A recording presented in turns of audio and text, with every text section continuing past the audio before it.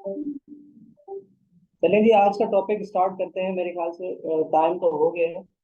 अब जो आएंगे तो फिर बाद में ज्वाइन करेंगे, फिर उनको थोड़ा सा ब्रीफ कर देंगे। आवाज़ मेरी क्लियर आ रही है आप सबको?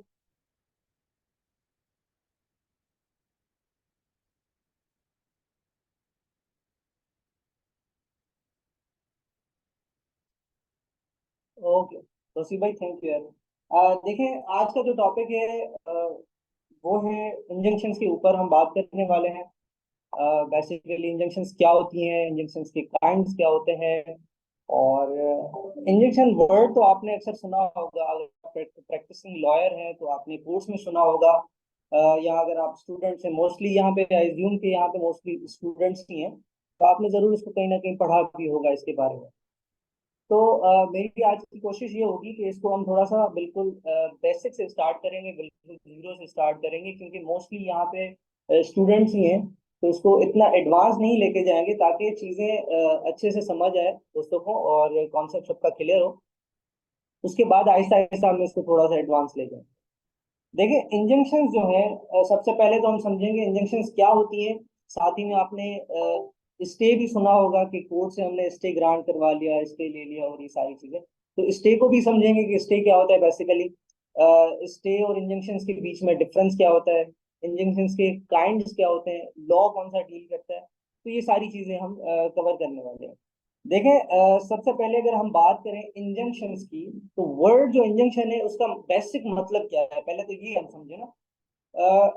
लीगल पर्सपेक्टिव से तो हम इसको बाद में देखेंगे, पहले हम सिंपल इसका समझने की कोशिश करते हैं कि वर्ड इंजंक्शन का मतलब क्या है।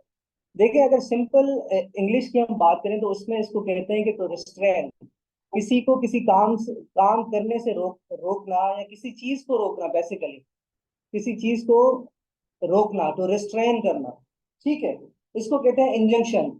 अब इसको लीगल वे में कैसे लिया जाए, या लीगल तौर पे हम इंजंक्शन कैसे लेते हैं, हम किसी को क्यों जो है रिस्ट्रेन करते हैं, किसी को क्यों हम रोकते हैं, वो सारी चीजें समझेंगे। अब अगर हम बात करें वर्ड स्टे की, तो स्टे जो वर्ड है उसका मतलब ये होता है कि तो स्टॉप करना, किसी को रोकना, स्टॉप करना। जब दोनों का मतलब सेम है तो दोनों के बीच का डिफरेंस क्या है, ये समझना बहुत जरूरी है।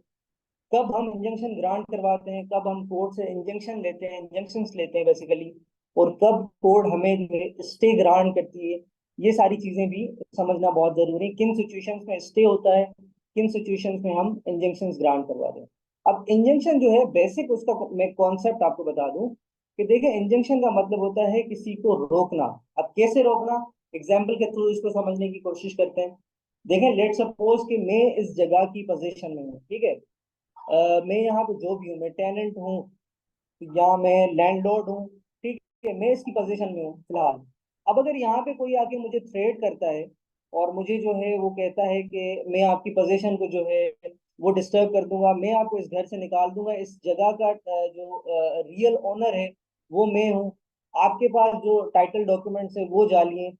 तो बेसिकली अगर कोई आके मुझे थ्रेट करे कि इन फ्यूचर में आपकी ये पोजीशन जो है यहाँ से मैं डिस्टर्ब करूंगा, आपको घर से बाहर निकाल, तो अब मेरे पास रेमेडी क्या है, मैं क्या करूं, और किस तरीके से मैं जो है पावरफुल बंदा है, पॉलिटिकल बंदा है, उससे मैं कैसे बचूं। तो लीगल जो मेरे पास वे है वो ये है कि मैं इंजंक्शन का एक सूट होता है वो फाइल करें, ठीक है, ताकि कोर्ट के थ्रू हम उसको रिस्ट्रेन करें कि वो आपकी पोजीशन को डिस्टर्ब ना करें। समझ रहे हैं मेरी बात? बेसिक कॉन्सेप्ट ये है इंजंक्शन का कि अगर आप इन फ्यूचर, अगर आपको कोई थ्रेट है, अगर आपको लगता है कि आपका राइट जो है वो इन्फ्रिंज होगा, तो उसके बेसिस के ऊपर जाके आप सूट फाइल करते हैं इंजंक्शन का, और कोर्ट से उस पर्टिकुलर बंदे के खिलाफ जो है आप इंजंक्शन ग्रांट करवाते हैं, उसको रिस्ट्रेन करते हैं कि वो आपकी पोजीशन हो या कोई और राइट हो उसको वायलेट ना करें। समझ गया आप? आई होप कि यहाँ तक आपको इंजंक्शन का बेसिक कॉन्सेप्ट समझ में आ गया होगा। अब स्टे क्या है, स्टे का मतलब भी वही है, किसी को रोकना, स्टॉप करना, चीजों को स्टॉप करना। तो बेसिक डिफरेंस क्या है दोनों के बीच में, हम कब स्टे करते हैं और कब हम जो है वो इंजंक्शन का सूट फाइल करते हैं। अब देखें, बेसिक जो इसमें डिफरेंस है वो ये है कि जो स्टे होता है वो कोर्ट टू कोर्ट होता है। समझ रहे हैं मेरी बात? कोर्ट टू कोर्ट हम जब भी बात करेंगे वो स्टे की बात करेंगे। जो इंजंक्शंस होती है वो कोर्ट टू पार्टी होता है। जब अगर हम किसी पर्टिकुलर पर्सन के खिलाफ कोई इंजंक्शंस ग्रांट करवाते हैं, कोई रिस्ट्रेनिंग ऑर्डर लेते हैं, कोई स्टे का ऑर्डर लेते हैं, तो उसको कहते हैं हम इंजंक्शन। लेकिन अगर वही चीज अगर हम कोर्ट टू कोर्ट करें, अगर एक कोर्ट दूसरी कोर्ट को कोई काम करने से रिस्ट्रेन कर रही है, तो उस प्रोसेस को हम स्टे बोलते हैं। अब मान लीजिए एग्जाम्पल के थ्रू मैं आपको समझाता हूँ। देखें, जैसे हमने पढ़ा था पिछले लेक्चर्स में कि सिंध रेंटेड प्रेमिसेस ऑर्डिनेंस में हमने पढ़ा था कि सेक्शन 15 में जो है लैंडलॉर्ड टेनेंट को प्रेमिसेस से निकाल सकता है। वो एक सूट फाइल करता है, एविक्शन का सूट फाइल करता है। ठीक है। उसके बाद जो है कोर्ट जो है, अगर सूट उसका डिग्री हो जाता है लैंडलॉर्ड के फेवर में, तो कोर्ट एक पर्टिकुलर टाइम फिक्स करती है कि 2 महीने के अंदर अंदर टेनेंट को ये जगह खाली करनी है। ठीक है। तो उसमें क्या होता है, अब 2 महीने का टाइम पीरियड कोर्ट ने एक डिग्री में फिक्स कर दिया। अब उसके बाद क्या है, टेनेंट के पास क्या रेमेडी, टेनेंट के पास ये रेमेडी होती है कि Sindh rented premises ordinance section 21 में वो जाके अपील करता है। यहाँ तक तो मैंने आपको पढ़ाया था कि वो जाके अपील करता है कि सर ये जो केस डिसाइड हुआ है इसके ऊपर अपील की जाए। वैसे कॉन्सेप्ट तो ये, अब अपील में ये है कि वो अपील में ये भी प्ली लेता है कि जो डिक्री मेरे खिलाफ पास हुई है कि जिसमें ये ऑर्डर है कि मैं 2 महीने के अंदर अंदर मैं इस जगह को खाली करूं, आप इसको रोक दें। आप ये ऑर्डर्स जारी करें। आप सबऑर्डिनेट कोर्ट जिसने, जो रेंट कंट्रोलर है जिसने ये ऑर्डर पास किया है, उसको डायरेक्शंस इश्यू करें कि वो इस चीज को, ये 2 महीने के टाइम पीरियड को फिलहाल रोक दे जब तक मेरी अपील जो है वो डिसाइड नहीं होती। तो अगर आप इस चीज को स्टेब्लिश करते हो, अगर आपका वो कोर्ट जो है, एपलेट कोर्ट जो है, उस चीज को डायरेक्शन इशू करती है, तो वो बेसिकली वो क्या होता है, वो डायरेक्शंस क्या होती हैं, वो स्टे होती है। उसमें क्या होता है, एपलेट कोर्ट जो है वो अपनी सबऑर्डिनेट कोर्ट को स्टे का ऑर्डर देती है। तो बेसिक कॉन्सेप्ट ये है, इस तरीके से स्टे होता है। स्टे और इंजंक्शन का ये डिफरेंस है। अब अगर हम इंजंक्शन की बात करेंगे तो इंजंक्शन कोर्ट टू कोर्ट नहीं होता, वो होता है कोर्ट टू पार्टी होता है। अब मैंने जैसे आपको एग्जांपल दी कि मुझे कोई थ्रेट कर रहा है, मेरी पोजीशन डिस्टर्ब कर रहा है कि इन फ्यूचर में आपको, आपका ये राइट इन्फ्रिंज करूंगा, आपको इस घर से बाहर निकालूंगा, तो मैं वहां पे क्या करूंगा, मैं इंजंक्शन क्लेम करूंगा, सूट फॉर इंजंक्शन फाइल करूंगा, वहां से कोर्ट से रिस्ट्रेनिंग ऑर्डर लूंगा, और जो है उसके बाद जो है उस पर्टिकुलर पर्सन के ऊपर परमानेंट इंजंक्शन या इंजंक्शन जो है वो इम्पोज हो जाती है। वो फिर मुझे इस तरीके से डिस्पोजेज नहीं कर सकता। तो ये बेसिक कॉन्सेप्ट था। जब आप किसी कोर्ट की प्रोसीडिंग को स्टे करवाना चाह रहे हो, जैसे अभी मैंने आपको एग्जांपल दी कि आप एपलेट कोर्ट में जाएंगे, तो अगर एपलेट कोर्ट चाहे तो वो नीचे वाली कोर्ट का जो डिक्री था, जो ऑपरेशनल फंक्शन जो उसका था, उसको स्टे कर सकती है। ठीक है। अगर आप कोर्ट को पार्टी करोगे तो वो इंजंक्शन होती है। अब बेसिक ये कॉन्सेप्ट इसका ये इंजंक्शन का, कि अगर इन फ्यूचर आपको कोई राइट आपका इन्फ्रिंज हो रहा है, तो आप जो है उसके अगेंस्ट में इंजंक्शन क्लेम करेंगे, इंजंक्शन का सूट फाइल करेंगे कि मुझे जो है डिस्पोजेस ना किया जाए, या कोई भी और इशू आपका हो। मैंने तो आपको ये पोजीशन का एग्जांपल दिया। ठीक है। अब लॉ की अगर बात करें तो इंजंक्शन से क्या लॉ डील करता है। बेसिकली जो लॉ डील करता है, जहाँ पे इंजंक्शंस वगैरह डिफाइन की गई हैं, सेक्शंस दिए गए हैं, वो है स्पेसिफिक रिलीफ एक्ट 1877। उसका चैप्टर नंबर 10 है, जिसमें 3 से 4 सेक्शंस दिए गए हैं, 54 से लेके 57 तक, जो कि पर्टिकुलरली इंजेक्शन से डील करते हैं। उसमें काइंड्स भी उसके बताए गए हैं और उसका प्रोसीजर भी दिया गया है। तो अब पहले अगर हम अब काइंड्स के ऊपर आए कि इंजंक्शन के काइंड्स क्या होते हैं, किस तरीके से जो है इसमें कितने काइंड्स होते हैं, तो देखें सबसे पहला जो काइंड इसका है वो है परमानेंट इंजंक्शन। अब इंजंक्शन तो मैंने आपको समझा दिया कि इंजंक्शन बेसिकली होता क्या है। अब जो इसका लीगल वर्ड है, अब मैं आपको बिल्कुल बेसिक करके समझा रहा हूँ, लेकिन अगर आप सेक्शन 54 खोलेंगे, स्पेसिफिक रिलीफ एक्ट जिसको हम एसआरए कहते हैं, अगर उसका सेक्शन 54 खोलेंगे तो वहां पे लिखा होगा परपेचुअल इंजंक्शन। इसका बेसिक मकसद यही है कि ये परमानेंट इंजंक्शन है। अब मैंने आपको इंजंक्शन समझा दिया, इंजंक्शन क्या होता है। अब उसके साथ अगर आप परमानेंट लगा देंगे वर्ड, तो आपको पता चल जाएगा कि हम एक ऐसा इंजंक्शन ले रहे हैं, ऐसा एक रिस्ट्रेनिंग ऑर्डर हम कोर्ट से ग्रांट करवा रहे हैं जो कि परमानेंटली किसी थर्ड पर्सन को, किसी पर्टिकुलर पर्सन को रिस्ट्रेन कर रहा है कि आप उसको कभी भी इस जगह से रिस्ट्रेन नहीं, डिस्पोजेस नहीं करोगे। समझ रहे हैं मेरी बात? अब पहला ये काइंड है, ठीक है। अब इसमें ये है कि देखें, जब हम सूट फाइल करते हैं, इंजंक्शन मैंने आपको समझा दिया। अब देखिए परमानेंट इंजंक्शन में जब हम सूट फाइल करते हैं, मान लीजिए मैं इस जगह की पोजीशन में हूँ, मुझे कोई थ्रेड कर रहा है, इन फ्यूचर में आपको इस जगह से डिस्पोजेस करूंगा, कल परसों आज, मेरे पास ओरिजिनल डॉक्यूमेंट्स हैं, सेल डीड है, हर चीजें आपके पास जो है वो जाली है, तो आपको मैं इस जगह से निकालूंगा। पावरफुल बंदा है, पॉलिटिकल बंदा है, मैं कुछ नहीं कर सकता उसके अगेंस्ट में, ठीक है। तो मैं क्या करूंगा, मैं परमानेंट इंजंक्शन का सूट फाइल करूंगा। जो बेसिक सूट फाइल होता है इंजंक्शन के लिए, वो परमानेंट इंजंक्शन का ही होता है।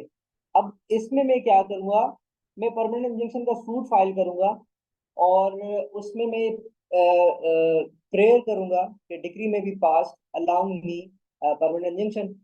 देखें, हमेशा आपको जो परमानेंट इंजंक्शन ग्रांट होगी वो तब होगी जब आपका सूट जो है वो कंप्लीटली डिसाइड होगा, डिक्री पास होगी, उसके बाद आपको परमानेंट इंजंक्शन ग्रांट होती है कि ठीक है, जो है पर्टिकुलर पर्सन को हम रिस्ट्रेन कर रहे हैं कि वो आपको डिस्पोजेस ना करें।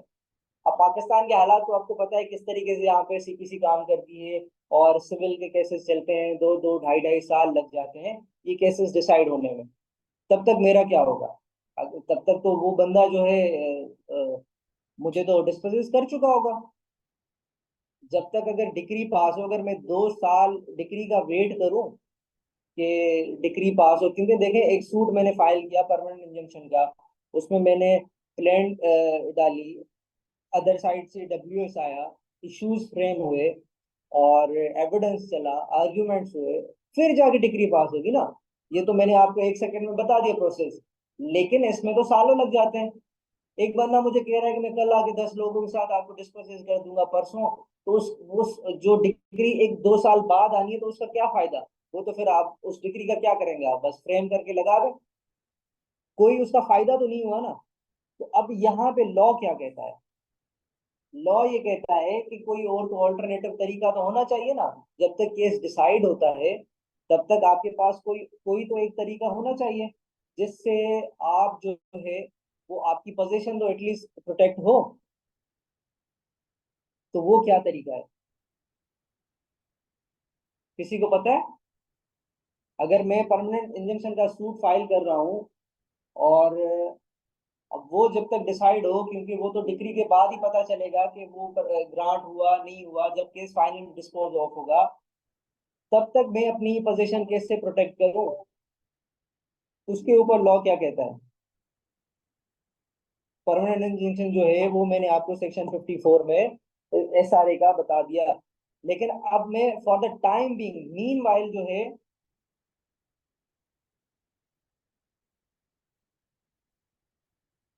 आपका ओपिनियन बिल्कुल सही है, लेकिन अभी आपका कॉन्सेप्ट क्लियर नहीं हुआ है। तौसीफ, यासिर, दुआ मुगल, आप तीनों को मैंने देखे, अभी आपको मैंने समझाया था कि स्टे जो है, स्टे कोर्ट टू कोर्ट होता है।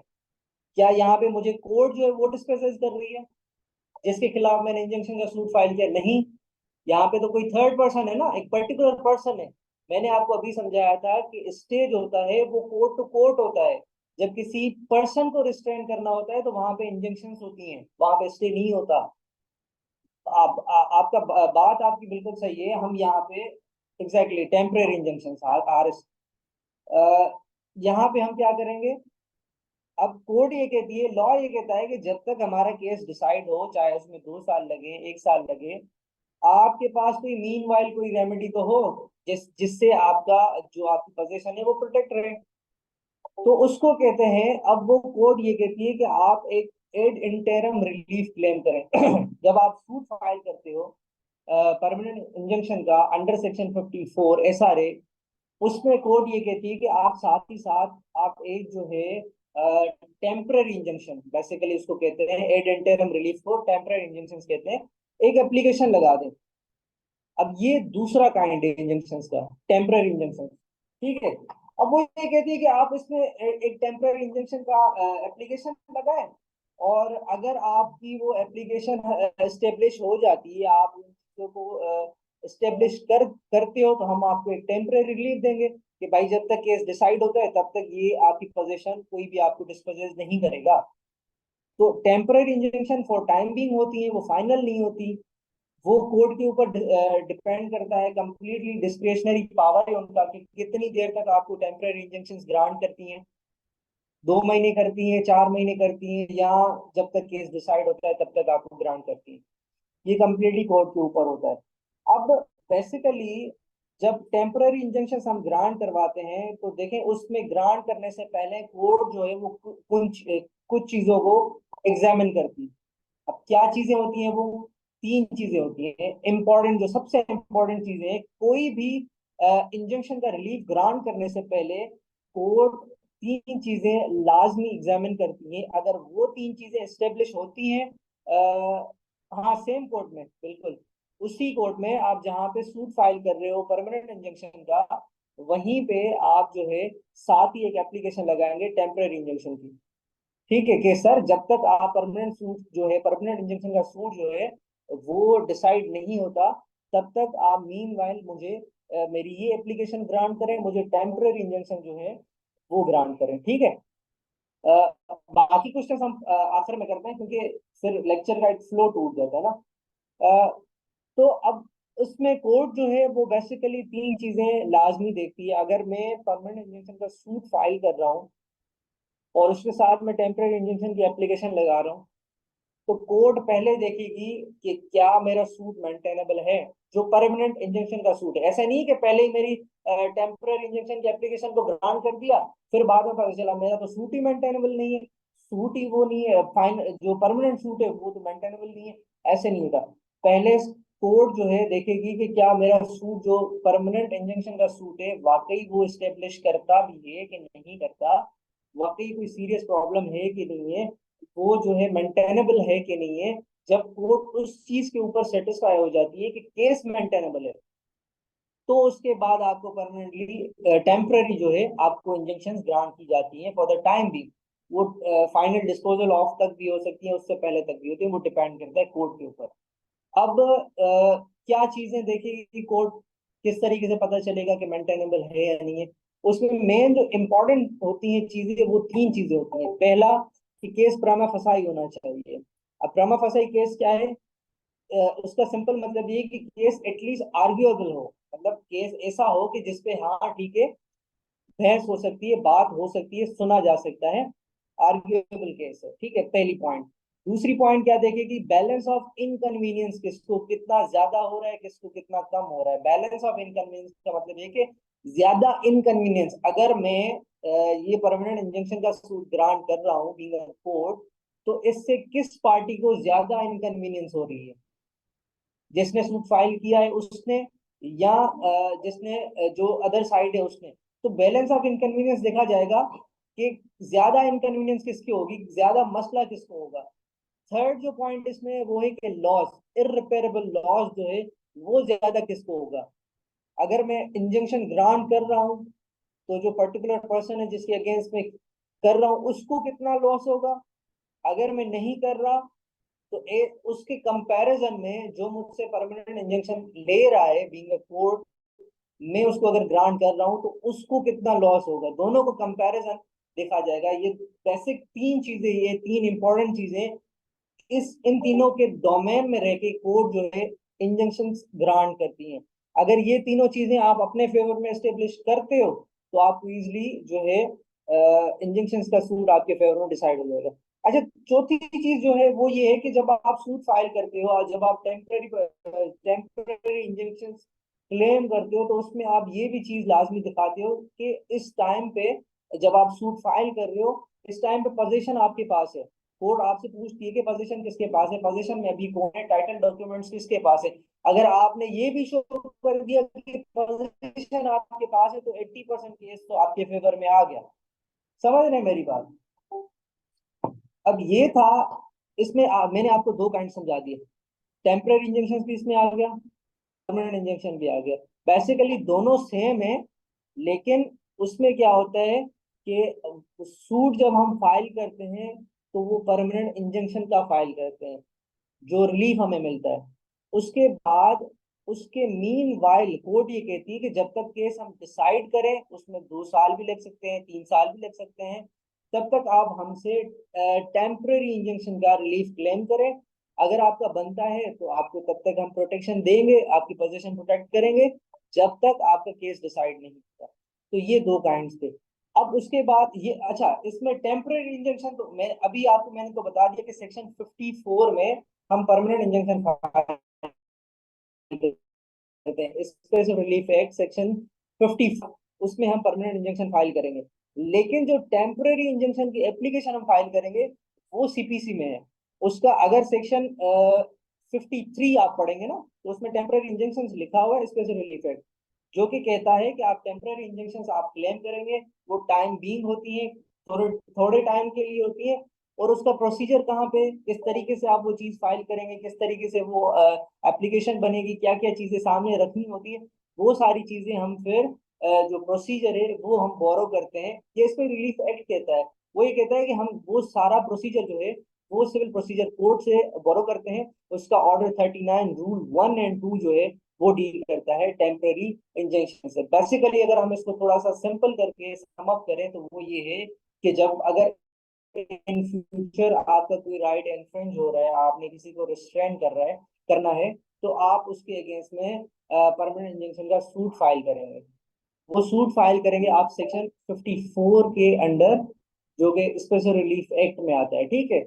उसके साथ साथ आप टेम्पररी इंजंक्शंस क्लेम करेंगे कि जब तक कोर्ट डिसाइड करे कि किसका ये सूट डिसाइड करे, तब तक टेम्पररी इंजंक्शंस हमें ग्रांट की जाए। तो उसके लिए आप अंडर सीपीसी ऑर्डर 39 रूल 1 और 2 की एप्लीकेशन लगाएंगे कि फॉर द टाइम भी जो है हमें टेम्पररी रिलीफ दिया जाए, एड इंटरम रिलीफ दिया जाए, जब तक केस डिसाइड होता है। टेम्पररी इंजंक्शंस ग्रांट किया, इंजंक्शंस ग्रांट करें, टेम्परली इसको रिस्ट्रेन करें कि फिलहाल जब तक केस डिसाइड होता है ये मेरी पोजीशन को डिस्पोजेस ना करें। तो बेसिक और मेन दो ये रूल्स थे, 2 काइंड थे जो मैंने आपको समझाया, ठीक है। अब इसके बाद जब हम इसमें आगे चलेंगे तो उसमें आता है सेक्शन 55, जो कि कहता है थर्ड काइंड जो इसकी है, वो कहता है कि मैंडेटरी इंजंक्शंस। अब मैंडेटरी इंजंक्शंस क्या हैं, देखें। मैंडेटरी इंजंक्शन को समझाने से पहले मैं आपको एक थोड़ा सा परमानेंट इंजंक्शन और मैंडेटरी इंजंक्शन के बीच का एक डिफरेंस समझाऊंगा। जब आपको डिफरेंस समझ आ जाएगा ना, तो आपको ऑटोमेटिकली मैंडेटरी इंजंक्शन समझ आ जाएंगे, ठीक है। अब देखें, मैंने आपको बार बार ये बात कही कि सर, जब हम परमानेंट इंजंक्शन का सूट फाइल करते हैं, तब हमें क्या होता है, हमें एक फियर होता है कि इन फ्यूचर हमें कोई राइट जो है हमारा इन्फ्लुएंस कर रहा है। एक बंदा है, वो बोल रहा है कि भाई मैं आपकी पोजीशन डिस्पोजेस करूंगा, अभी तक राइट नाउ उसने की नहीं है, अभी तक मेरा राइट इन्फ्लुएंस नहीं हुआ है, अभी उसने जस्ट थ्रेड करा है, ठीक है। परमानेंट इंजेक्शन में ये होता है कि लाजमी होता है कि इन फ्यूचर, अभी आपका हुआ नहीं है कोई भी इंफ्रिंजमेंट, आपका राइट कोई वायलेट नहीं हुआ है, कोई इंफ्रिंजमेंट नहीं हुई है, आपको फियर है कि ये बंदा जो है मुझे थ्रेट कर रहा है, ये इन फ्यूचर मेरी पोजीशन डिस्पोजेस कर देगा, मेरा राइट जो है वो वायलेट कर देगा।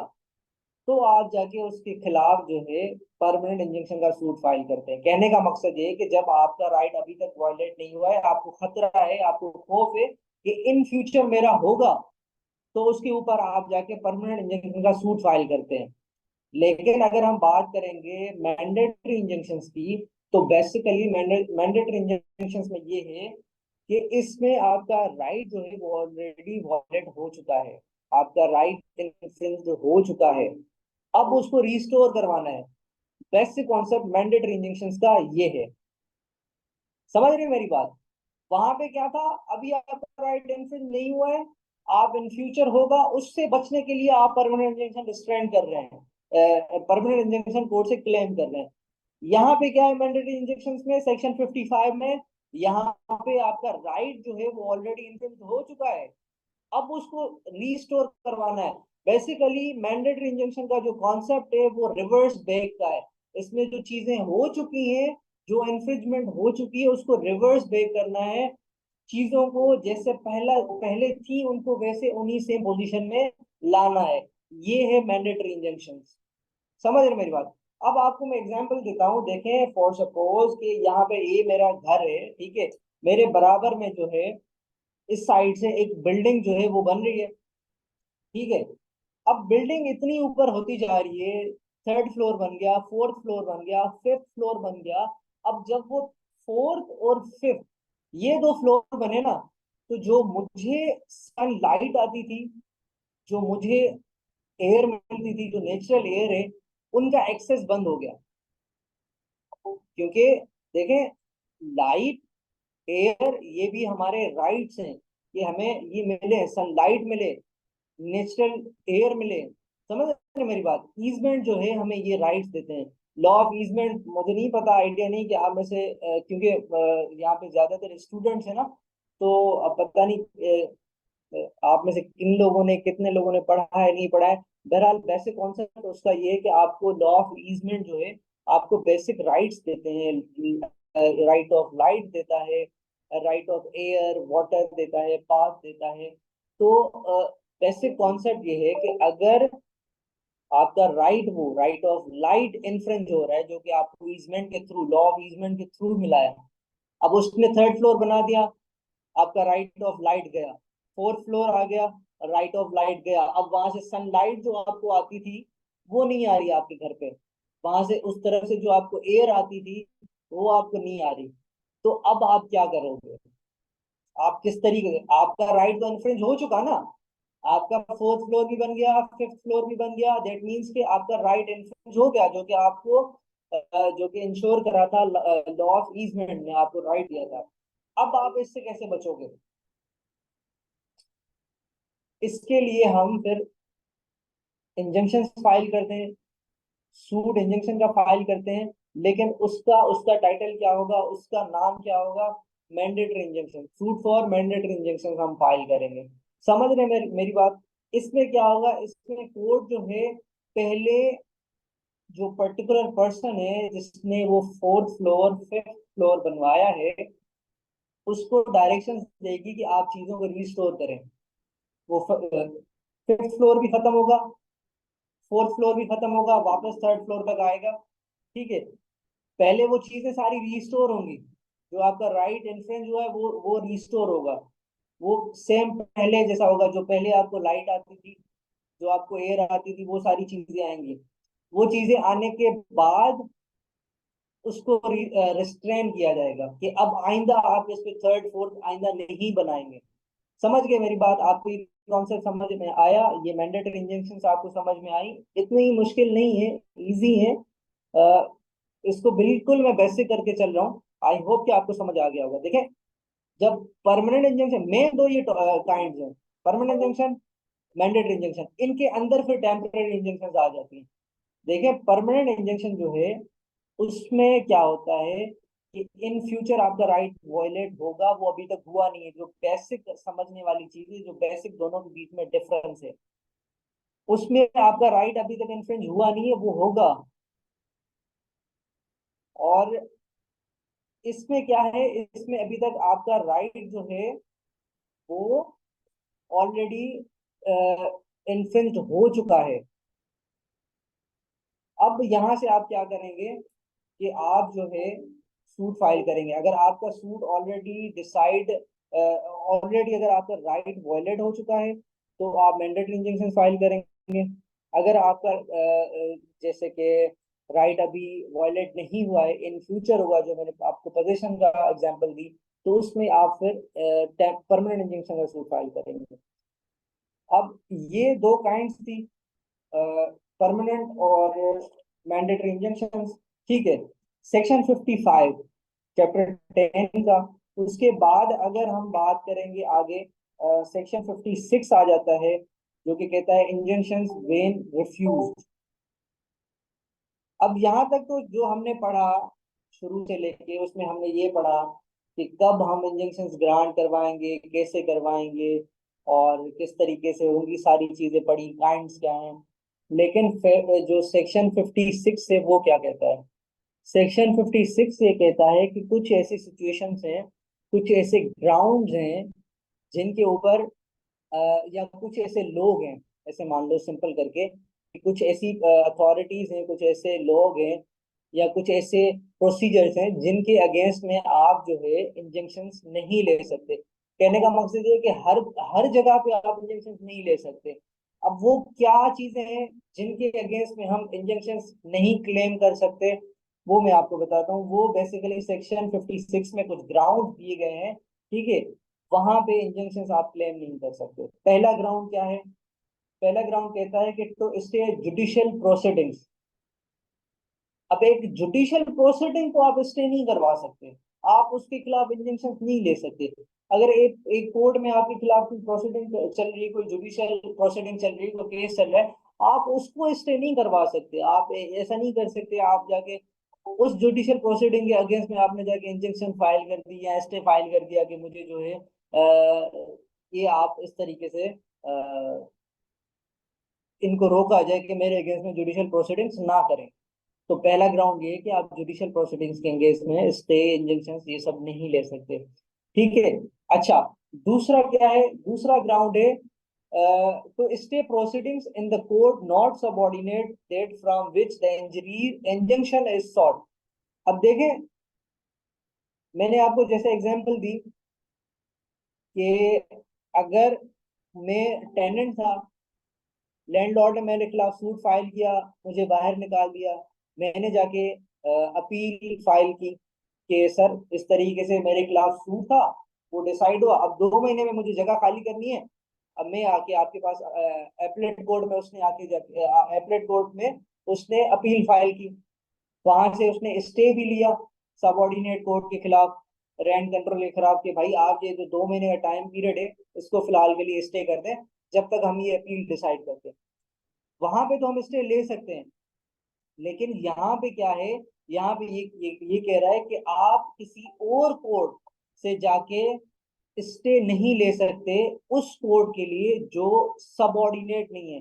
मान ले कि अगर कराची की बात करें तो सिटी कोर्ट में जैसे डिस्ट्रिक्ट्स डिवाइड हुए हैं, अगर मेरा जो केस है वो डिसाइड किया है, रेंट कंट्रोलर जो है वो सेंट्रल का जो है डिस्ट्रिक्ट का जो है उसने मेरा केस डिसाइड किया है, और मैं जाके सूट फाइल करता हूँ या जो इंजेक्शन का सूट फाइल करता हूँ या स्टे जाके क्लेम करता हूँ, वो जाके डिस्ट्रिक्ट साउथ के एडीजे से या डीजे से करता हूँ, तो वहां पे इस तरीके से नहीं होता, क्योंकि डीजे जो साउथ है वो जो सेंट्रल का सब रेंट कंट्रोलर था वो उसका सबऑर्डिनेट नहीं है। सेंट्रल का जो रेंट कंट्रोलर है वो सबऑर्डिनेट है अपने सेंट्रल के एडीजे या डीजे का।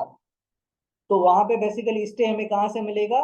जो उसका जो रेंट कंट्रोलर का अपना जो सुपीरियर कोर्ट है, जो एपलेट कोर्ट है अपने डिस्ट्रिक्ट का, वहां से। तो बेसिकली कहने का मकसद ये है कि ऐसी कोर्ट जो आपकी सबऑर्डिनेट डोमेन में नहीं आती, आप उस कोर्ट को स्टे का ऑर्डर नहीं दे सकते। आप अगर साउथ के डीजे या डीजे हो तो आप डिस्ट्रिक्ट ईस्ट या वेस्ट के रेंट कंट्रोलर को या मैजिस्ट्रेट को, सिविल जज को आप ऑर्डर नहीं कर सकते स्टे का कि आप ये प्रोसीडिंग स्टे कर दो। दूसरा ये काइंड था, ठीक है। उसके बाद ये कि आप किसी भी लेजिस्लेटिव बॉडी के खिलाफ जो कानून साजी करती है, जो पार्लियामेंट है, उनके खिलाफ आप कोई भी इंजंक्शन का ऑर्डर, स्टे का ऑर्डर नहीं ले सकते। अगर वो कोई कानून साजी कर रहे हैं, कोई लॉ मेकिंग कर रहे हैं, तो उसके खिलाफ आप जाके वो इंजंक्शन क्लेम नहीं कर सकते कोर्ट में, कोई भी कोर्ट उनको स्टे नहीं करेगी। अच्छा, अब इसमें दूसरा क्या है? अगर कोई क्रिमिनल मैटर चल रहा है आपके अगेंस्ट में दो केसेस चल रहे हैं, एक क्रिमिनल साइड पे चल रहा है, एक सिविल साइड पे चल रहा है, तो आप क्या कर रहे हो? आप सिविल साइड पे जो मैटर चल रहा है उस कोर्ट में आप जाके स्टे की एप्लीकेशन दे रहे हो कि सर आपकी कोर्ट जो जहाँ पे मेरा मैटर चल रहा है उसकी जो प्रोसीडिंग है उसको डायरेक्शन इशू करें कि वो उसको स्टे कर दे जब तक ये केस डिसाइड नहीं होता है। नहीं होगा, आप वो सेपरेट चीज है, ये सेपरेट केस है, वो सेपरेट केस है, वहां पे भी आप स्टे नहीं ले सकते। तो ये कुछ ग्राउंड्स थे, इसमें और भी 4-5 ग्राउंड्स हैं, लेकिन फिर इसमें टाइम ज्यादा लग जाएगा, इतना इम्पोर्टेंट है नहीं, तो आप इसको एक दफा गो थ्रू कर लीजिएगा। लेकिन बेसिक कॉन्सेप्ट और जो इम्पोर्टेंट चीजें थी वो हमारी कवर हो गई। मैंने आपको बता दिया कि इंजेक्शन क्या होता है, इंजंक्शंस के काइंड्स क्या होते, वो क्या होता है, जो हम बीच में मीन वाइल जो एप्लीकेशन लगाते हैं टेम्पररी इंजंक्शन, उसका प्रोसीजर कहाँ है, सीपीसी में अगर है तो किस तरीके से हमें पता चला कि जो टेम्पररी इंजंक्शन का प्रोसीजर है वो सीपीसी में दिया गया है, हमने वहां से बोरो क्यों किया, क्योंकि एसआरए खुद सेक्शन 53 के थ्रू जो है हमें गाइड कर रहा है कि आप जो प्रोसीजर होगा टेम्पररी इंजंक्शन का वो आप ऑर्डर 39 सीपीसी से बोरो करेंगे। समझ गए? अब ये मेन चीजें सारी कवर करने के बाद हम आ जाते हैं सेक्शन 57, जो कि इस पूरे जो चैप्टर का है, चैप्टर 10 जो है इसका एक आखिरी सेक्शन है। अब ये थोड़ा सा इंटरेस्टिंग है। ये सेक्शन क्या कहता है, ये कहता है कि injunctions to perform negative agreement. अब पहले तो समझना जरूरी कि निगेटिव एग्रीमेंट क्या होता है और अफर्मेटिव एग्रीमेंट क्या होता है। अब जिन लोगों ने पहले से ही अगर स्पेशल रिलीफ एक्ट को पढ़ा है तो उनको आइडिया होगा कि निगेटिव एग्रीमेंट क्या होता है। आप में से किसी को थोड़ा सा आइडिया है कि निगेटिव एग्रीमेंट क्या है? और हम तो पहले तो हमने यही सुना है कि भाई एग्रीमेंट्स होती है, अब निगेटिव एग्रीमेंट क्या है और अफर्मेटिव एग्रीमेंट क्या होती है? सर नेगेटिव एग्रीमेंट मेरे ख्याल से वो होता है ना, जिसमें मेरे ख्याल से अगर कोई काम ना करने की एग्री किया जाए तो वो नेगेटिव एग्रीमेंट होगा। सही है, बिल्कुल सही है। आपने पहले, इससे पहले आपका बिल्कुल आपका नाम क्या है? सर मेरा नाम हारिस अहमद। अच्छा हारिस भाई, देखें आपने बिल्कुल सही बताया। आपने इससे पहले पढ़ा है इसको कभी, एसआरए को? जी सर हमने पढ़ा था, लेकिन उसमें सेलेक्टेड सेक्शंस हमें पढ़ाए गए क्योंकि आपको पता है वैसे भी पूरा सही है। जो किताब नहीं पढ़ाया जाता है, उसमें कुछ सेलेक्टेड हम्म। पढ़ाए उसी हिसाब से तो। चलें, ठीक है। अच्छा, आपने सही जवाब दिया, बिल्कुल सही आपने बताया। देखें, निगेटिव एग्रीमेंट बेसिकली वो होता है जिसमें आप कोई काम ना करने के लिए एग्री करो। ठीक है। अब यहाँ पे इंजंक्शन से ये कैसे रिलेट कर रहे हैं, हम थोड़ा सा इसको इस तरीके से समझेंगे। मेरा इस चैप्टर में मेरा बेसिकली ये फेवरेट सेक्शन, ये इजी भी है और मुझे ये पढ़ने में अच्छा भी लगता है। अब देखें, इसमें ये है कि सेक्शन 57 ये कहता है कि injunctions to perform negative agreement. देखें, एक काम है, अगर एक एग्रीमेंट है जिसमें आप दो अलग अलग सेपरेट बातें कर रहे हैं, एक अगर आप अफर्मेटिव बात कर रहे हो, ठीक है, और दूसरी अगर आप बात कर रहे हो निगेटिव बात, और दोनों सेपरेट हैं, डिविजिबल है, वो अलग, वो उसकी कंप्लायंस अलग हो सकती है, इसकी निगेटिव एग्रीमेंट की कंप्लायंस अलग हो सकती है, तो आप दोनों के ऊपर जो है इंजंक्शंस में जा सकते हो। अब मैं अभी अभी तक आपको समझ नहीं आएगा, मैं थोड़ा सिंपल करता हूँ।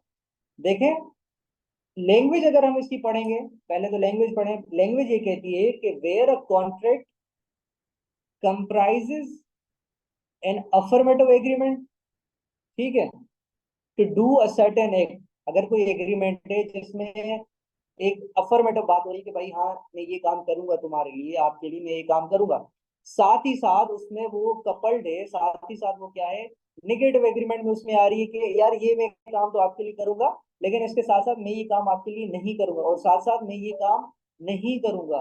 तो उसमें कोर्ट क्या कहती है, कोर्ट अब इसमें इंजंक्शन हम कैसे ग्रांट करवा सकते हैं? देखिए, कोर्ट ये कहती है, court is unable to compel specific performance of affirmative agreement shall not preclude it from granting an injunction to perform the contract as far as binding या perform negative agreement। देखें, अब मान लेते हैं, अब इसको थोड़ा सा सिंपल करते हैं। देखें, मान लेते हैं कि अगर एक एग्रीमेंट है, मैं कर रहा हूँ, मैं एक सिंगर हूँ, ठीक है, जो कि मैं हूं नहीं, मान लेते हैं सिर्फ मैं एक सिंगर हूँ, और मैं किसी थिएटर में जाके उनसे एक एग्रीमेंट करता हूँ। ये एग्जाम्पल भी इसी में दी हुई है। मान लेते हैं कि मैं एक सिंगर हूँ, मैं किसी एक थिएटर में जाता हूँ, मैं जाके वहाँ उनसे एक एग्रीमेंट करता हूँ, उसके ऑनर से एग्रीमेंट करता हूँ कि मैं ये पूरा साल आपके लिए इस थिएटर में इस टाइम से लेके इस टाइम तक सिंगिंग करूंगा, इसके लिए आप मुझे इतना पे करोगे। वो म्यूचुअली एग्री हुए हर बात पे। अब ये तो होगी अफर्मेटिव बात कि मैं आपके लिए यहाँ पे सिंगिंग करूंगा आपके थिएटर में पूरा एक साल, ये टाइम होगा, ये इस तरीके से स्केड्यूल होगा हमारा। साथ ही साथ उसी एग्रीमेंट में मैं यही काम कर रहा हूँ, मालिक जो मालिक है, जो थिएटर का ऑनर है, वो क्या कर रहा है, वो मुझसे ये भी चीज एग्री करवा रहा है कि आप जो है इस टेन्योर के ड्यूरिंग इस पूरे साल में कहीं और सिंगिंग नहीं करेंगे। जब तक आप हमारे पास हैं आप यहाँ करेंगे, इसके अलावा कहीं और नहीं करेंगे। तो ये हो गया एक निगेटिव। एक नेगेटिव बात होगी, वो होगी एक अफर्मेटिव। अब एक ही एग्रीमेंट में दो बातें हैं। दो बातें हैं, एक है कि आप जो है यहाँ मेरे पास सिंगिंग करेंगे, दूसरी है कि आप कहीं और नहीं करेंगे। अब इंजंक्शंस क्या कहती हैं? इंजंक्शंस ये कहती हैं कि अगर कोई बंदा आपसे कॉन्ट्रैक्ट कर रहा है, ठीक है, जब आप ऑर्डर 39 पढ़ेंगे ना, उसके जो रूल 1 और 2 पढ़ेंगे तो आपको थोड़ा सा बेटर आइडिया होगा। देखिए, इंजंक्शंस क्या कहती हैं? इंजंक्शंस ये कहती हैं कि जब आप अगर किसी के साथ कॉन्ट्रैक्ट कर रहे हो और आपको लगता है कि वो कॉन्ट्रैक्ट जो है, जिस पर्टिकुलर पर्सन के साथ आपने कॉन्ट्रैक्ट किया है, वो आपका कॉन्ट्रैक्ट जो है ब्रीच करेगा, वो नहीं करेगा, उसकी कंप्लायंस नहीं कर रहा, वो ब्रीच करने वाला है, तो उस पर्सन के खिलाफ आप इंजंक्शन क्लेम कर सकते हो। कोर्ट में जाके उसके खिलाफ रिस्ट्रेनिंग ऑर्डर ले सकते हो, इंजंक्शन का सूट फाइल कर सकते हो कि इसको इंजेक्ट किया जाए, इसको रिस्ट्रेन किया जाए कि ये ब्रीच ना करे, ब्रीच ऑफ कॉन्ट्रैक्ट ना करे, इससे मुझे इतना नुकसान हो जाएगा। समझ रहे हैं मेरी बात? लेकिन कुछ ऐसे कॉन्ट्रैक्ट्स होते हैं जिनमें आप जिनमें आप इंजेक्शन नहीं ले सकते। अब मान लीजिए, जैसे मैंने आपको कहा कि मैं एक सिंगर हूँ, मैं सिंगिंग करता हूँ, ये मेरी पर्सनल स्किल्स हैं, इसके ऊपर मुझे कोई फोर्स नहीं कर सकता। अगर आपने स्पेशल रिलीफ एक्ट पहले पढ़ा है ना, तो मैं जो बोल रहा हूँ आपको वो समझ आ जाएगा, क्योंकि ये पहले के सेक्शंस हैं। ये अगर आपने सेक्शन 12 पढ़ा है या सेक्शन आपने 21 पढ़ा है, तो आपको समझ आएगा कि मैं क्या कह रहा हूँ। देखिए, कुछ ऐसी चीजें होती हैं, सेक्शन 12 में ये है कि कुछ ऐसी कुछ ऐसे कॉन्ट्रैक्ट्स होते हैं जिनको हम परफॉर्म करवा सकते हैं, इन फोर्सफुली भी करवा सकते हैं, उनके खिलाफ हम इंजन देते हैं। लेकिन कुछ ऐसे कॉन्ट्रैक्ट्स होते हैं जिनको हम फोर्सफुली इन्फोर्स नहीं करवा सकते, इवन उनको कोर्ट भी इन्फोर्स नहीं करवा सकती। अगर मैं उसमें एक ये भी आ जाता है कि अगर मेरी कोई पर्सनल स्किल है, मैं कोई सिंगर हूँ, मैं कोई राइटर हूँ, मैं कोई पेंटर हूँ, अगर मैं आपसे कॉन्ट्रैक्ट कर रहा हूँ कि यार आरएस, मैं आपसे जो है, मैं आपको ये फलाम पेंटिंग बना के दूंगा, मैं आपको ये आर्ट बना के दूंगा, और थोड़े टाइम बाद में जो ब्रीच ऑफ कॉन्ट्रैक्ट करता हूँ, मैं आपको नहीं बना के दे रहा, तो आप मेरे खिलाफ नहीं जाएंगे, स्पेशल रिलीफ एक्ट में नहीं जा सकते। ना ही कोर्ट मुझे इन्फोर्स कर सकती है कि आप जो है इसको बना के दो। क्यों? क्योंकि ये मेरी पर्सनल स्किल्स है, मैं नहीं करना चाह रहा, कोई मुझे इन्फोर्स नहीं कर सकता। समझ रहे हैं मेरी बात? ये चीजें पहले अगर आपने पढ़ा होगा तो आपको पता चल जाएंगी कि मैं क्या बात कर रहा हूँ। लेकिन आज हमारा क्या टॉपिक है? हमारा सिर्फ इंजंक्शन का 57 के ऊपर समझने की बात करते हैं। मैंने आपको थोड़ा सा कॉन्सेप्ट दे दिया। अब मान लें कि मैं सिंगर हूँ, मैंने कहा कि मैं आपके पास 1 साल तक सिंगिंग करूंगा, उसके साथ साथ मैंने आपको ये भी कहा कि मैं कहीं और किसी थिएटर में काम नहीं करूंगा। सही है सर? तो इसमें दो एग्रीमेंट्स आ गई।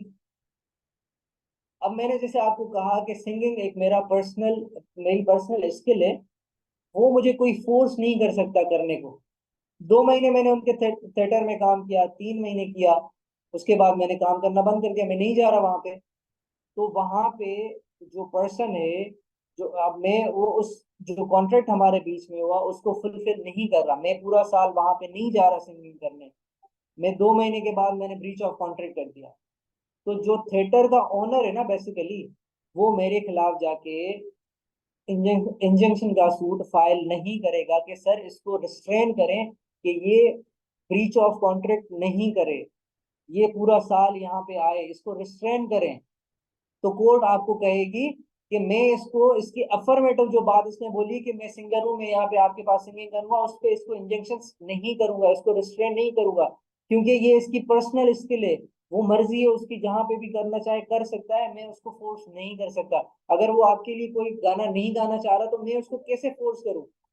समझ रहे मेरी बात? लेकिन हाँ, कोर्ट क्या कहेगी कि हाँ, अगर उसने कोई आपके साथ इसके साथ साथ कोई निगेटिव एग्रीमेंट भी किए तो हम उसको इन्फोर्स कर सकते हैं। उसने आपको क्या कहा है कि मैं आपके साथ आपके थिएटर में सिंगिंग करूंगा, साथ ही साथ उसने आपको ये भी निगेटिव एग्रीमेंट किया है कि मैं यहाँ कि कहीं और नहीं करूंगा जाके, तो मैं वहां से उसको रिस्ट्रेन कर सकता हूँ। उसकी जो निगेटिव एग्रीमेंट है उसको मैं रिस्ट्रेन कर सकता हूँ कि आप जो है बेशक इसके पास इसके थिएटर में 1 साल पूरा सिंगिंग नहीं करें, आप घर बैठ जाएं, लेकिन आपने जो निगेटिव एग्रीमेंट की है कि मैं कहीं और नहीं करूंगा, तो कहीं और आप नहीं कर सकते।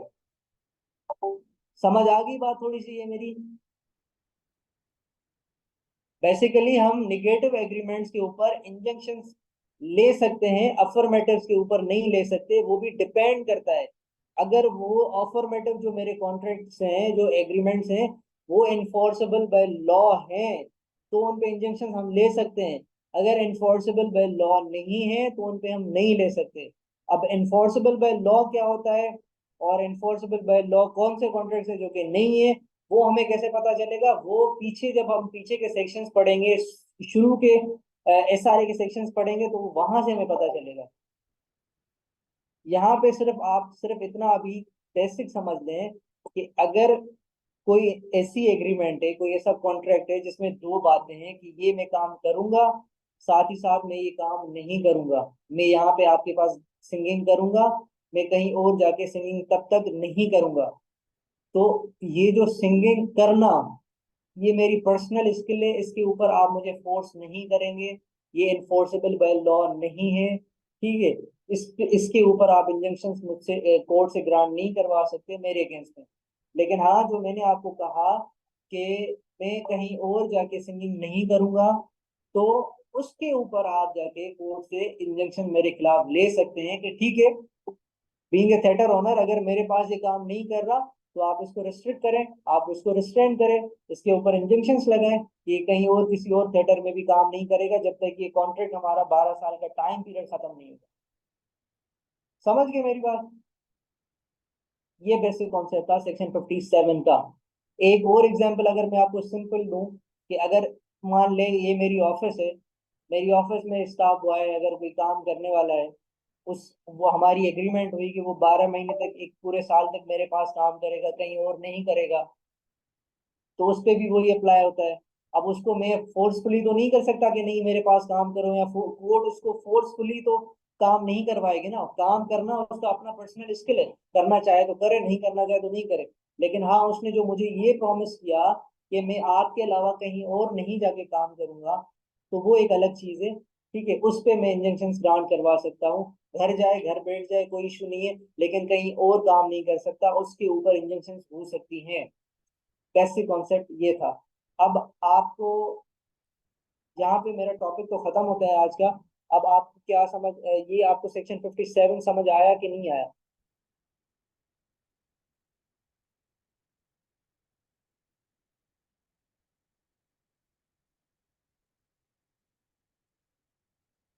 सर सेक्शन 57 तो समझ आ गया, लेकिन इसमें मेरा एक क्वेश्चन था। इंजंक्शन के अलावा वैसे क्वेश्चन है, आपने कहा कि वो आप उससे फोर्स नहीं कर सकते कि वो अपनी स्किल्स दे, लेकिन फॉर एग्जांपल हमने कोई नेगेटरी जो थी वो नहीं रखी रिस्ट्रिक्शन के वो कहीं और काम ना करे, इस तरह की कोई नहीं थी, सिर्फ ये थी कॉन्ट्रैक्ट में कि वो हमारे पास काम करे। तो सर अगर वो कॉन्ट्रैक्ट ब्रीच करता है कोई इंसान, तो फिर उस पे कोई भी कंपनसेशन नहीं मिलेगी जो दूसरी पार्टी है?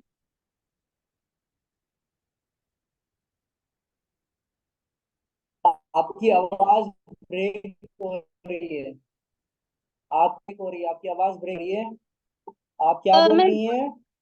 क्वेश्चन रिपीट करती हूँ अपना। फॉर एग्जाम्पल कॉन्ट्रैक्ट की सिर्फ यही टर्म थी कि आपने अपना जो है वो काम पूरा करना है, 1 साल का अच्छा, कॉन्ट्रैक्ट है, आपने 1 साल हमारे पास काम करना है।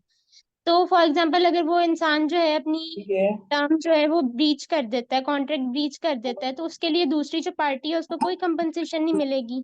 ठीक है। कंपनसेशन की तो मैंने बात ही नहीं की, कंपनसेशन तो जरूर होगी। देखिए, हर चीज का अलग अलग फोरम होता है, हम यहाँ पे बात कर रहे हैं इंजंक्शंस की। अब ब्रीच ऑफ जी सर। कॉन्ट्रैक्ट एक डिफरेंट चीज है। आप कॉन्ट्रैक्ट ब्रीच कर रहे हो, आप कॉन्ट्रैक्ट एक्ट में जाओ, ब्रीच ऑफ कॉन्ट्रैक्ट करो, आप उसमें कंपनसेशन क्लेम करो, वो सारी चीजें तो आप कर सकते हो ना। लेकिन आप उसको जी सर। पर्टिकुलरली आप रिस्ट्रेन नहीं करोगे, आप इंजंक्शन नहीं लोगे कि नहीं सर मुझे कंपनसेशन नहीं चाहिए, मुझे तो इंजंक्शन ही चाहिए, मुझे इसको रोकना ही है, मुझे इसको यहाँ पे 12 महीने रोकना है, इसको सिंगिंग करनी है। अब वो चीज नहीं कर सकते। अगर वो ब्रीच कर रहा है, कॉन्ट्रैक्ट ब्रीच कर रहा है, तो आप बेशक जाएंगे कंपनसेशन क्लेम करेंगे, क्यों नहीं करेंगे? ठीक है, थैंक यू सर, समझ आ गई। नहीं कोई इशू नहीं। मैं देखिए हर चीज का ना कोर्ट में हर हर चीज का रिलीफ है। क्या होते हैं, फोरम्स डिफरेंट होते हैं। अब जैसे मैंने आपको पहले क्या बताया कि अगर सब कोई कोर्ट है, वो किसी ऐसी कोर्ट को स्टे नहीं कर सकती जहां पे वो उसको सबॉर्डिनेट नहीं है। लेकिन इसका भी ऑल्टरनेटिव है। अगर हम हाई कोर्ट में जाके रिट पिटीशन फाइल करेंगे तो वहां से हम स्टे ले सकते हैं। तो हर चीज का अपना अपना फोरम होता है ना, हर चीज को क्लेम करने का अपना फोरम होता है। अगर कोई चीज यहाँ पे मना की हुई है तो उसका मतलब ये नहीं कि बिल्कुल वो हो ही नहीं सकती, उसका कोई अलग रास्ता होगा। समझ रहे हैं मेरी बात? आप बिल्कुल जी सर। बेशक जा सकती हैं, ब्रीच ऑफ कॉन्ट्रैक्ट में जा सकती हैं, आप कंपनसेशन क्लेम कर सकती हैं। लेकिन आप उसकी पर्सनल स्किल्स के ऊपर इंजंक्शन क्लेम नहीं कर सकती, आप उसको फोर्स नहीं कर सकती कि ये कॉन्ट्रैक्ट जो है आप जो है इसको फुलफिल करें। जी सर। आपका जितना भी कॉम्पनसेशन बनता है आप वो क्लेम करें। ठीक है। बिल्कुल। अब देखिए यहाँ तक तो आज का हमारा टॉपिक कंप्लीट होता है। और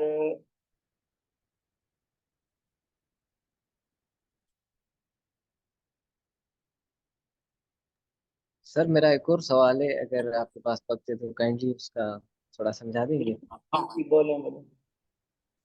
सर मेरा सवाल ये था कि अगर मिसाल के तौर पे किसी तीन पार्टीज के बीच में झगड़ा हो जाता है, तो उसमें यह है कि एक खाली प्लाट है, तो उसमें मतलब कंस्ट्रक्शन एक पार्टी ने स्टार्ट कर दी है और उसका टाइटल डीड दूसरे के पास है, और जो असल ओनर है वो उसका तीसरा बंदा है। तो आपने जिस तरह बताया कि उसमें कोर्ट तीन चीजें देखता है कि वो सूट मेंटेनेबल किस तरह है, उसमें पोजीशन और टाइटल, और उसके अलावा जो बैलेंस ऑफ इनकन्वीनियंस, और उसके अलावा जो इररिपेयरेबल लॉस है, उन चीज़ों को हम्म। मद्देनजर रखता है। तो इस सूरत में किस तरह देखा जाएगा, जहाँ पे देखिए टाइटल के पास है और वो पोजीशन दूसरे के पास, और उसके बाद जो है एक्चुअल ऑनर कोई तीसरा बंदा है। ठीक है।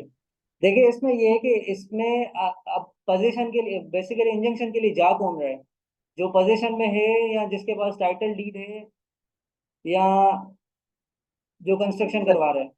ये मेरा कि मतलब पूछने का मकसद ये था कि परमानेंट इंजंक्शन का ऑर्डर वो है, उसका प्रे किया जाएगा या मैंडेटरी का। तीनों पार्टीज, तीनों जो है ना, इसी एक ही केस में तीनों पार्टीज इन्वॉल्व है। देखें इसमें ये है, इसमें यहाँ पे अगर आप इंजंक्शन के थ्रू जाना चाह रहे हैं कि सर ये जो कंस्ट्रक्शन हो रही है, ठीक है, इसको फॉर टाइम बीइंग रोका जाए जब तक ये चीज डिसाइड नहीं होती कि ये चीज है किसकी। ठीक है, एक चीज तो ये है। अगर यहाँ पे अप्रोप्रिएट जो रेमेडी होगी ना वो ये होगी, क्योंकि यहाँ पे तीन पार्टी के बीच में कंफ्लिक्ट आ रहा है, पोजीशन डिटरमाइन नहीं है, टाइटल डॉक्यूमेंट्स डिटरमाइन नहीं है कि किसके पास है, तो आपका इंजंक्शन का जो सूट है उसको स्टेब्लिश करना बड़ा मुश्किल हो जाएगा। आप यहाँ पे जो है इन माय ओपिनियन आप क्या करेंगे, हाई कोर्ट में जो है कि आप रिट पिटीशन फाइल करेंगे, वहां से आप स्टे का ऑर्डर ग्रांट करवाएंगे। जो कंस्ट्रक्शंस करवा रहे हैं उनके बीच में आप उनके अगेंस्ट जो है जो कंस्ट्रक्शन करवा रहा है उसके अगेंस्ट में आप स्टे का ऑर्डर ग्रांट करवाएंगे, स्टे का ऑर्डर लेंगे injunction basically court high court से। और उसके बाद फिर जो है आप इस बेसिस पे ऑर्डर लेंगे कि सर जब तक हमारा ये मैटर, क्योंकि आप फिर सिविल कोर्ट में जाएंगे ना, कि आप डिसाइड करेंगे कि ये प्लॉट जो है ये डॉक्यूमेंट जो है ये इसका रियल ओनर कौन है, ये जो है बिलोंग किससे करता है। तो जब तक आपका सूट वो डिसाइड हो तब तक आप हाई कोर्ट से स्टे ले सकते हो कि सर इसको जो कंस्ट्रक्शन हो रही है इसको फिलहाल के लिए टाइम वीक रोका जाए, जब तक हमारा आपस में जो है डिसाइड हो जाए कि एक्चुअल जो ऑनर है वो कौन है। समझ रहे हैं? इसके लिए आप डिक्लेरेशन का सूट फाइल करेंगे। इस पे वो भी स्पेशल रिलीफ एक्ट में ही आता है, सेक्शन 42 में डिक्लेरेशन का सूट फाइल करेंगे कि डिक्लेयर किया जाए ये तो प्लॉट मेरा है। उसके लिए आप सारी चीजें दोगे, अपना एविडेंस दोगे, सारे डॉक्यूमेंट्स दोगे। तो जब तक वो आप केस डिसाइड होता है तब तक आप कोर्ट से हाई कोर्ट से स्टे ले लो, उसके यहाँ पे कंस्ट्रक्शन वगैरह ना हो। जी सर ठीक है, बस मैं यही कंफर्म करना चाह रहा था कि इस सूरत में मतलब जो देखिए जहाँ टेम्पररी। पे अगर डिटरमाइन नहीं है ना, देखिए अगर जहाँ पे डिटरमाइन नहीं है कि प्रॉपर्टी किसकी है, पोजीशन किसके पास है, क्या है, आप समझते हैं कि ये मेरी प्रॉपर्टी, आप डिक्लेरेशन का जाके सूट फाइल कर लो कि कोर्ट डिक्लेयर करे कि ये प्रॉपर्टी मुझसे बिलोंग करती है। अगर उसमें आप सक्सेसफुल होते हो, आप सारी चीजें देते हो और को आप स्टेब्लिश करते हो तो कोर्ट आपके फेवर में डिक्लेयर करेगी। तब तक आपको लगता है कि जब तक ये केस डिसाइड होगा ये तो पूरी बिल्डिंग बना देगा, तो आप स्टे ले लो हाई कोर्ट से तब तक। ठीक है सर, बहुत शुक्रिया। ठीक है। अब देखें यहाँ टॉपिक तो आज का हमारा कवर हो गया और ये खत्म भी हो गया। आई होप कि आपको ये समझ आ गया होगा। लेकिन मुझे अब मसला ये है कि ज्यादातर यहाँ पे मैंने जो नोट किया है, अब जैसे पिछले लेक्चर में मैंने कुछ स्टूडेंट से बात की थी, यहाँ पे मुझे आइडिया ये हुआ है कि यहाँ पे बहुत ज्यादा ना जो तकरीबन जो हमारे मेंबर्स हैं वो स्टूडेंट्स हैं। तो अब स्टूडेंट्स के लिए ये सारी चीजें ऐसे डायरेक्ट समझना ना मुश्किल हो जाता है और मुझे समझाना भी बहुत मुश्किल हो जाता है। अब जैसे मैंने आपको बताया कि एग्रीमेंट एक इन्फोर्सेबल कॉन्ट्रैक्ट होता है, एक होता है कि इन्फोर्सेबल बाय लॉ नहीं होता। अब ये चीजें अलग चैप्टर में लिखी हुई हैं। तो मेरा ये होता है, मैंने जो डिसाइड किया है, जो मैं सोच रहा हूँ कि मैं ये सोच रहा हूँ कि हम जो आगे के लेक्चर प्लान करें वो सीक्वेंस वाइज करें। अगर अब मैंने जैसे अभी आपको एसआरए का डायरेक्ट जो है चैप्टर 10 पढ़ा दिया कि इंजंक्शंस क्या होती हैं। अब पहले आपको पता ही नहीं है कि एसआरए क्या होता है, उसका क्या कॉन्सेप्ट है और ये सारी चीजें। तो मैं ऐसा प्लान कर रहा था कि अगर इन फ्यूचर हम इस तरीके से करें कि हम पहले अगर हम स्पेशल रिलीफ एक्ट को कवर कर रहे हैं, करना है हमने, तो एक लेक्चर ऐसा करें कि हमने पूरा उसका कॉन्सेप्ट जो है समझ लिया, ओवरव्यू उसका कर लिया, सेक्शंस देख लिए क्या है क्या नहीं है कितने हैं।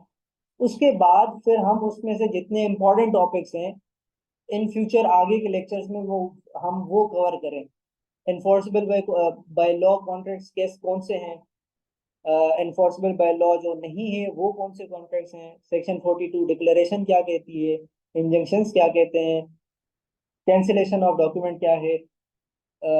ये ये सारी चीजें इसके अंदर आ जाती हैं। तो पहले हम इसका पूरा ओवरव्यू लें, फिर इंपॉर्टेंट जितनी इसके अंदर चीजें आती हैं उनके ऊपर लेक्चर करें, ताकि आपको चीजें समझना इजी हो। सीक्वेंस से चलें, शुरू से चलें। ऐसा नहीं है कि कभी सेक्शन 10 पढ़ा दिया तो कभी हम कहीं चले जाएं तो कभी हम कहीं, इससे इतना, क्योंकि आप लोग, आई मस्ट अप्रिशिएट, आप इस तरीके से आते हो, इतना अटेंटिव होकर सुनते हो, तो आप, मैं ये चाहता हूँ कुछ गेन करके जाएं। तो मैं अब इस तरीके से हमारा पूरा एक स्टेच्यूट कवर हो जाएगा। कल को आपको पता होगा कि स्पेशल रिलीफ एक्ट बेसिकली है क्या, उसमें कितने सेक्शंस हैं, कितनी उसमें इंपॉर्टेंट चीजें हैं, क्या क्या नहीं है। और जैसे हमारा एक स्टेच्यूट हमने कंप्लीट कर लिया, अब जैसे मैंने आपको सिंध एंटरप्रेन्योरशिप ऑर्डिनेंस पढ़ाया, अब आपको आई होप कि उसका पूरा आइडिया होगा, पूरे सेक्शंस मैंने आपको जो इंपॉर्टेंट था सब आपको पढ़ा दिया, उसका एक पूरा आपको आइडिया होगा। आप अगर कहीं पे भी उससे रिलेटेड कोई क्वेश्चन आ जाता है तो आप इजीली उसको कवर अप कर सकते हो। इसी तरीके से अब मुझे, मेरे लिए भी मसला होता है आपको समझाना कि अब आपको पता ही नहीं है, बेसिक चीज पता नहीं है और मैं आपको एडवांस पे लेके चला जाऊँ। तो इसीलिए मैं ये प्लान कर रहा था कि हम सीक्वेंस से चलें। जैसे हम आज अगर हमने स्पेशल रिलीफ एक्ट लिया तो हम कोशिश करेंगे शुरू से लेके इसको चलें, आखिर तक इसको खत्म करें। हमारा एक साइड पे ये स्टेच्यूट हो गया, हमें एक स्टेच्यूट पूरा समझ आ गया। उसके बाद फिर हम दूसरा लें, लिमिटेशन एक्ट है, और भी बहुत सारे हैं, इलीगल डिस्पोजिशन एक्ट है, सीपीसी है, पीपीसी है, सीआरपीसी है, जो इम्पोर्टेंट है, जो कि डेली बेसिस पे हमें काम आते हैं प्रैक्टिस में भी। तो अगर आप लोग भी इस बात पे एग्री करते हो तो मैं इंशाल्लाह कोशिश करूंगा कि इन फ्यूचर इस तरीके से मैं थोड़ा सा प्लान करूं, ताकि हम एक सीक्वेंस से चलें, ताकि समझाने भी मजा आए और पढ़ने में भी मजा आए।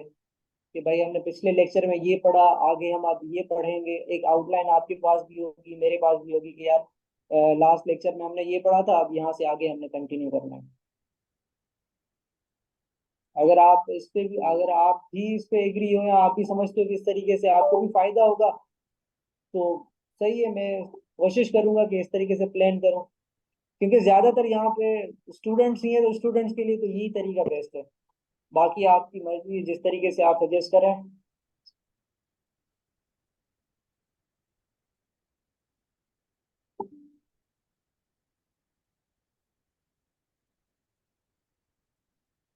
चलें, सही है। आप